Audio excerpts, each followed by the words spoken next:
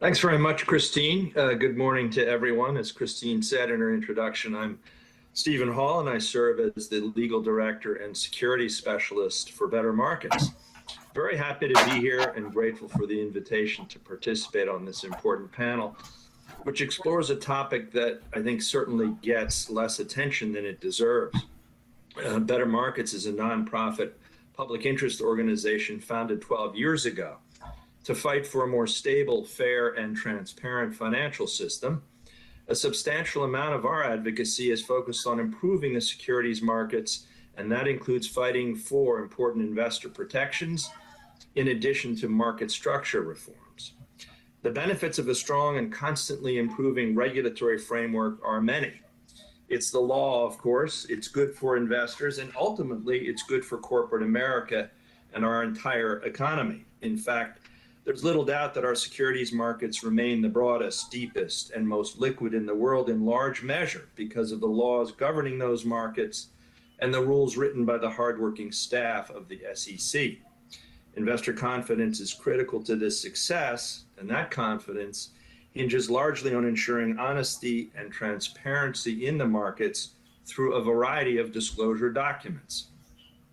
Today, our focus is on disclosure in account statements, and my core points are these. First, designing effective disclosure requirements is a hugely important yet challenging exercise, one that often calls for a careful and iterative process of design and testing. Second, account statements are vital tools for informing and protecting investors, but the SEC can and should do more to ensure that investors are getting the information they need through those documents. Third and finally, we, and especially the SEC, should be skeptical of industry protests against regulatory reform, including resistance to disclosure improvements and enhancements, as those arguments tend to be self-serving, overstated, and often lacking a credible factual basis. The guiding light for the SEC in this context and overall must be on the public interest in investor protection, not protecting industry revenues or business models.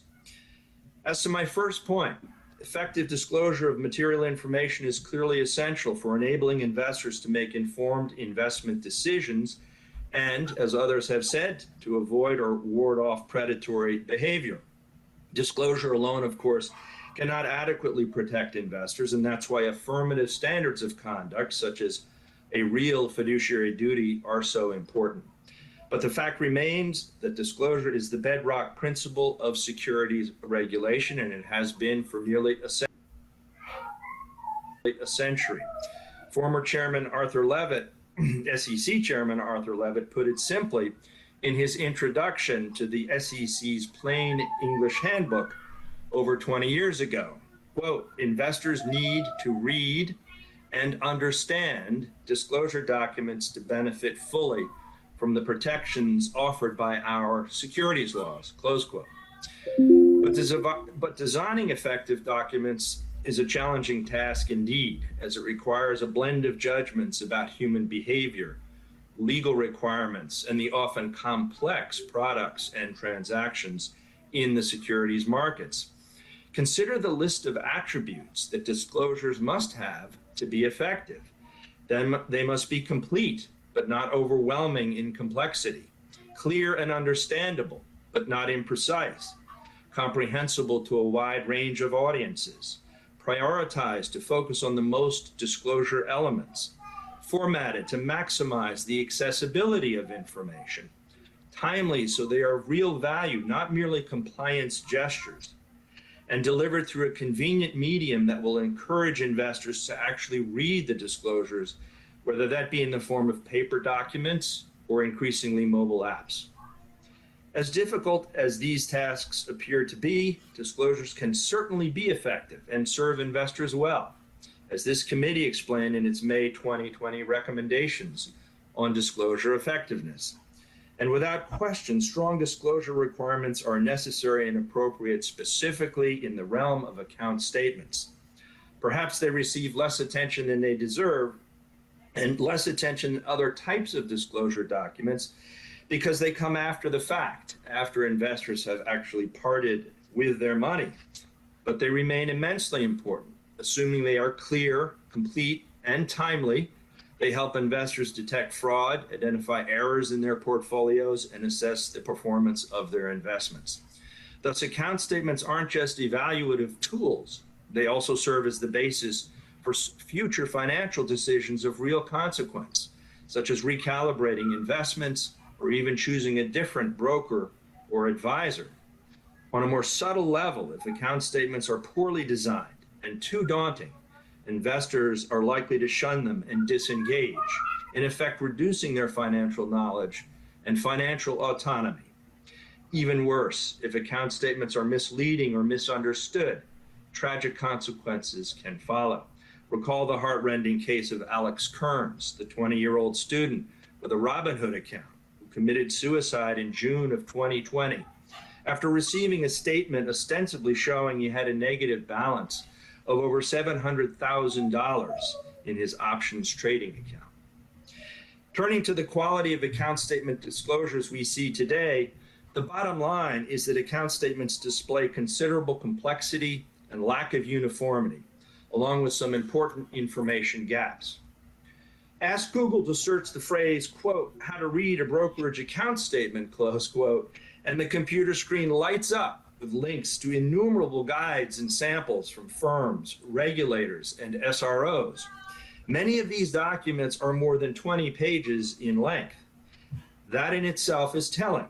It's positive in that it reflects an effort to inform and assist investors, but it's troubling in that it also reflects the challenges facing investors struggling to understand their account statements.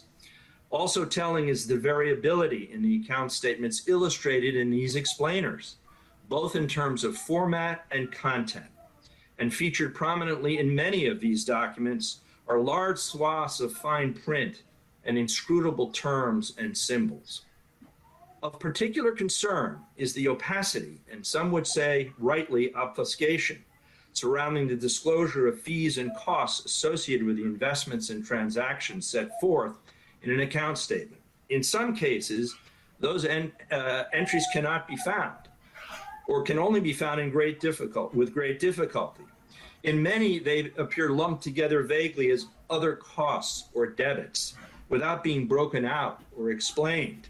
And seldom, if ever, are they prominently displayed in summary pages. The SEC's own investor education materials observe that, quote, fees may not always be obvious to you from your account statement or confirmation statement, close quote, and it urges investors to spend time gathering additional information from the company or broker on what the fees actually mean. This approach to the disclosure of fees and expenses facing investors is unacceptable. A disclosure that generates more questions than answers is hardly optimal. As FINRA's Guide to Reading Brokerage Statements quite rightly explains in something of an understatement, quote, it isn't possible to get a clear picture of your investment results without an accurate understanding of your fees. Nowhere is this principle more true than in the world of mutual funds. This committee's 2016 recommendations on mutual fund cost disclosure make the case quite convincingly. They explain the huge impact that seemingly modest fees can have on an investment portfolio over an extended period of time. The SEC's June 2019 Investor Bulletin further illustrated the long-term impact of fees, as that bulletin emphasizes, quote, over time, even ongoing fees that are small can have a big impact on your investment portfolio, close quote. Thus, because mutual funds play such a significant role as long-term investments for so many Americans, especially including retirees, the disclosure of mutual fund fees and expenses assumes even greater importance. Yet the level of fee transparency surrounding mutual funds is shockingly low. The fee tables and other disclosures mandated in mutual fund prospectuses and annual shareholder reports do not solve the problem. Retail investors are unlikely to read those documents, and in any event, they provide only formulas or hypotheticals, not concrete dollar amounts specific to the investor. The evidence confirms that this approach has failed to give investors a clear understanding of the amounts they pay annually in mutual fund fees or an understanding of the long-term impact that those fees can have on their investment returns. In a March 2022 speech just earlier this year, Division Director Bert Thistle expressed his consternation about this basic lack of transparency. It's striking, he said, quote, that investors do not receive a uniform statement explicitly identifying the dollars they paid in the past year, close quote. Academic analysis has also advanced these concerns. As Professor Stephen Brown has explained, quote, dollar mutual funds are essentially invisible. Dollar mutual fund fees, rather, are essentially invisible. Fees are automatically deducted from a fund's assets. Investors never see an invoice and never have to write a check.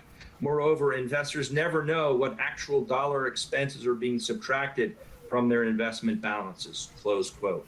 He goes on to assert quite correctly that, quote, there's no plausible reason that investors should not know exactly and explicitly what expenses they are paying. And that is a universally appropriate statement and observation. The Investor Advisory Committee's 2016 solution to this problem was clear. It explained that the best way to make investors more aware of mutual fund costs is through standardized disclosure of actual dollar costs in customer account statements. A core rationale for this proposal was simply that investors were much more likely to read their account statements than the other lengthy and complicated disclosure documents at their disposal. The committee further recommended that the account statement disclosures should clearly convey the impact of costs on total accumulations over the lifetime of their investments, and an urge that the disclosures provide context by indicating whether a fund's costs are relatively high, low, or average. The SEC quite simply should revisit these recommendations and pursue them. And it should also consider the challenges presented by even more complex products with large and embedded fees that are exceedingly difficult to fathom without much stronger disclosure requirements. More generally, the SEC can improve matters with a series of steps representing what one might call best practices in the area of disclosure reform. These are measures that investor advocates have been advancing for some time in various contexts. First, the SEC should take stock by conducting a study to assess the effectiveness of account statement disclosures at imparting clear, comprehensible, useful, and standardized information to investors. The Office of the Investor Advocate would seem well suited to the task, given its mission. Second, the SEC should enlist experts in disclosure design as it evaluates and implements necessary improvement in account statement disclosures. Finally, the SEC should subject any new disclosure requirements and forms to testing. And it must heed the results of those tests and redesign or refine any approaches that don't promise to achieve these objectives. With these steps, the SEC is bound to substantially improve the disclosures in account statements for the benefit of investors. My third and final point is intended as something of a counterweight to the relentless lobbying and criticism, not to mention litigation, that many members of the financial services industry, although not all, aim at the SEC, especially when the agency proposes reforms that may disrupt the status quo and eat into revenues and profits. We are all familiar with the refrains insisting that a new rule is unnecessary, impractical, too burdensome, too costly, or even likely to harm investors by reducing choices and stifling innovation. These dire predictions are seldom, if ever, borne out. Recall this one early example in the history of securities regulation. When the state and federal securities laws first emerged a century ago, they were greeted with howls of protest, portraying them as attacks on legitimate businesses that would stifle capitalism. Yet, as I noted at the outset, it is precisely those laws that have created the environment in which our markets and the securities industry can thrive. The SEC must view these attacks with skepticism, put them to the test, and adhere to its overarching mission which is protecting investors and the integrity of the markets. That concludes my prepared remarks. Very much looking forward to the discussion, and thanks again for inviting Better Markets to appear here today. Thank you, Steve. Before we open the discussion up for questions,